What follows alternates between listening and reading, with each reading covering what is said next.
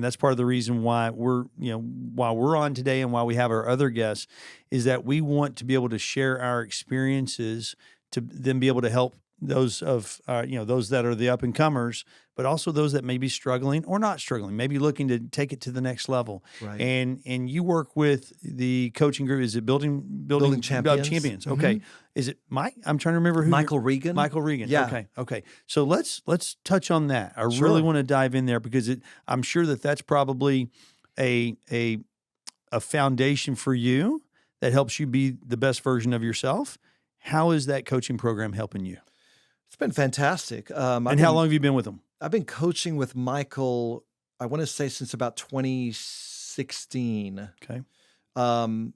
And, it's great for me because it's not only strategy, but a lot of it is psychology. Mm-hmm. There may be a day where I might say to Michael, look, man, I've had, a terrible day today. I had a deal fall apart, or I had customer angry with me, or I had this happen at our office. So we had to, terminate someone's employment or whatever it may be.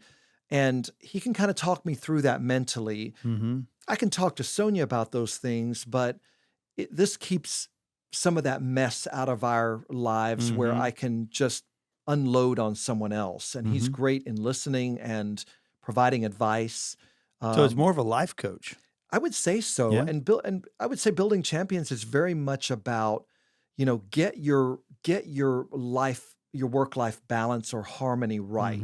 Like it doesn't do you any good if you're doing $200 million a year in business and you're working 18 hours a day and your spouse is about to divorce you because you're never spending any time with the family. Yeah. What kind of life is that? That's not success. It's not. That's failure. That is failure. So, and you're building up a P&L that then, and we know what happens when you go through divorce, right? Right. We know what happens to that P&L. And we're not just talking about the financial P&L. We're talking about the emotional P&L. Yes, just absolutely. as much. Absolutely. Where are they based out of? They're out of Oregon. Oregon. Yeah, Okay. Portland. And you've been with them for a little over 6 years. How often are y'all communicating? Is it weekly? Is it biweekly? It's twice a month. Twice a month. Yeah, we have 2 calls a month. And is it an hour call? It's 30 minutes. 30 minutes. So it's a power punch. It is. Yeah. It is. Yeah. And then once a year when we renew, we kind of go through like a 2-hour session to kind of remap out what we're going to talk about. So you're doing like an annual review? Yes. Is that what that is? And Yes. preview, I suppose. And preview. Yeah. But it's a 30-minute call twice a month. Okay. That's right. And are both you and Sonia on the program together, or No, is it just you? Just me. Okay. Yeah. Okay. Because we both know you need a lot of help. Absolutely. Yeah. I'm not sure that she needs it. I need it. Yeah. So how many people is he coaching? Like, does he have, like in their program, like, is he dedicated to, X number of, and is it just mortgage or is it mortgage and real estate? I think it's just mortgage. And honestly, I don't know how many people he coaches. I've never actually asked him that, but I have gone to a couple of roundtables that he's had in Oregon. Okay. Where he might have, 10 to 15 of us there. Okay. And it's loan officers from all over the country. It's kind of like the network funding powwow that you have. Yes, exactly. Yeah. And that's really good because he goes through a whole lot of topics for 2 days and we just brainstorm, discuss.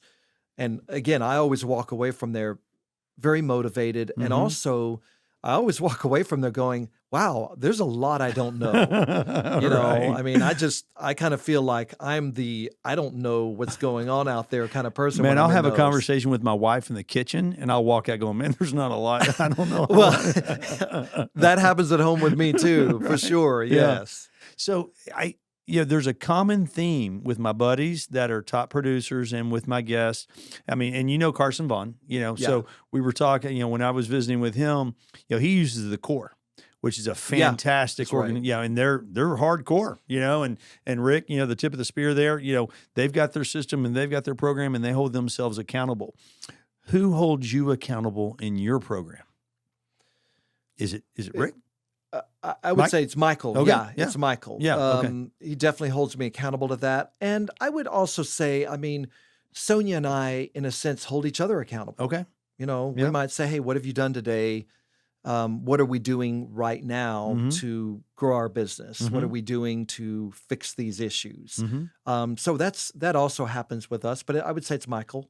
So what does that cost monthly? He charges you monthly on that? It's about 1,000 a month. 1,000 a month. Yeah. And do you feel like that you get 1,000 a month out of that? Yes. I mean, Yeah. it's like I would say so. 10x, 20x. I mean, just whatever that number is, it's worth every Yes. penny. Well, I mean, I look at my production and what it's done since I've been coaching, and Mhm. definitely gone up. Mhm. So yes, it makes a difference. When y'all go on your retreats, is that something else that you pay in addition to the 1,000 a It month? is. Yeah. What was that, like 2,500? It's about 2,500. Okay, Yeah. yeah. That's right. And they all kind of have their, they're all kind of in that same range. And sometimes you'll get one, like the core, for example, is more expensive, but it's, it's head on. Right. You're hitting your head in the wooden shield. If you don't have a helmet on or your seatbelt, you're in trouble. Yes. Right. Yes. And they really drive that program. I know really drives realtor relations. Right. Making those connections, making those calls, holding yourself accountable. What is it that what on your program on Building Champions? What's the driving force? What's that message that's being conveyed? Yeah, I would really say I think it can vary from person to person, but for me, it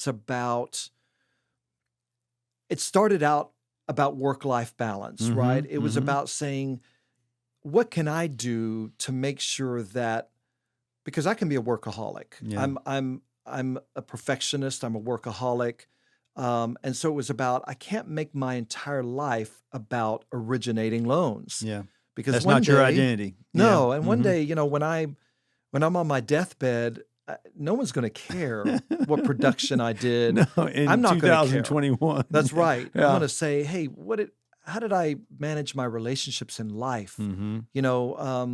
Did I love my wife like Mhm. I'm supposed to? Did I Mhm. treat her right? Did I treat my family right?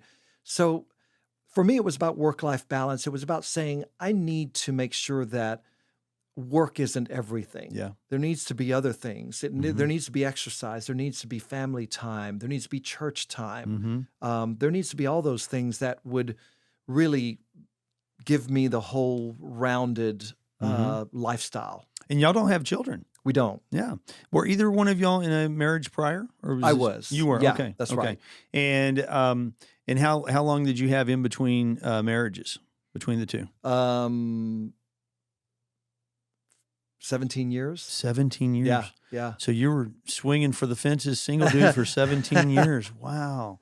And like me, so my second marriage was later in life, similar to yours. Yeah. And then we ended up having kids. Okay. So my wife was a little younger. I know that with you and Sonia getting married later in life, she was past that stage in her life. But it's a different dynamic, right? When you can Yes. focus on your work and on your spouse and really dedicate both, and then you throw kiddos into the mix. Oh, I don't even know how you do it. I still don't, right? Yeah. Yeah, but still trying to be a great dad. Yeah. And a great husband, and then also have a produce at career. a high level. Yeah. Right. And in our industry, it's different than most, and I'm not saying that, we should be viewed differently than other high stress industries, but, let's just say that you're an ER doctor, a surgeon, and you're saving lives. Well, that's pretty powerful, You're right. and they're in there grinding the entire time, but they clock in and they clock out. Right. And when they leave all that, all those challenges and that stress behind them. How do y'all manage the stress that I know that we all encounter in our world and have that not carry over into your personal relationship, especially with your spouse being your partner? Well, I would say Sonia is better about that than I am. Okay. I'm still learning that. Mhm. I don't know that I've really completely gotten a grip on how to manage that because, really work for us does carry over into our personal life and Mhm. not in a way that it's, I think we've gotten better about it not just being consuming. Mhm. Although the last 2 years, especially 2020 with COVID and being at home, Yep. we just worked. That's all we did. And you're on top of each other with work the whole time. Absolutely, Yeah. Mhm. absolutely. So, honestly, I'm still learning that, man. Mhm. I'm always open for ideas when people Mhm. can say, "Hey, this is how I do it." Mhm. You And know, that's where those retreats come in handy. Those help. Those do help. And it's Mhm. also, I think, sometimes realizing like, okay, something that I think is the end of the world Yeah. is not necessarily the end of the world for maybe the client Yeah. involved, where I'm like, I got to deliver some bad news to this person.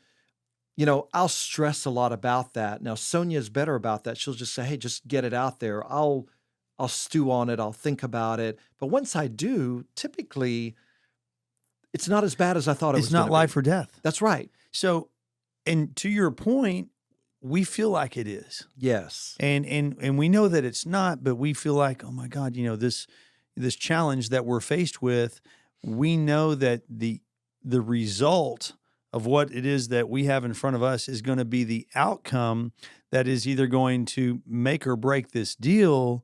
And this family of 4 with a dog and a cat, they're counting on us. Right. And so we feel it. I'm sure you do too. You feel like, oh my God, this is life or death. But then you deliver the message, and in the way in which you can deliver it, they'd be like, oh man, that sucks. Well, like maybe you have someone who doesn't qualify, Right. and they go under contract, and you Right. thought that it was going to work, Yes. and something pops up, and you're like, hey man, I am so sorry. Yes. How do you handle that?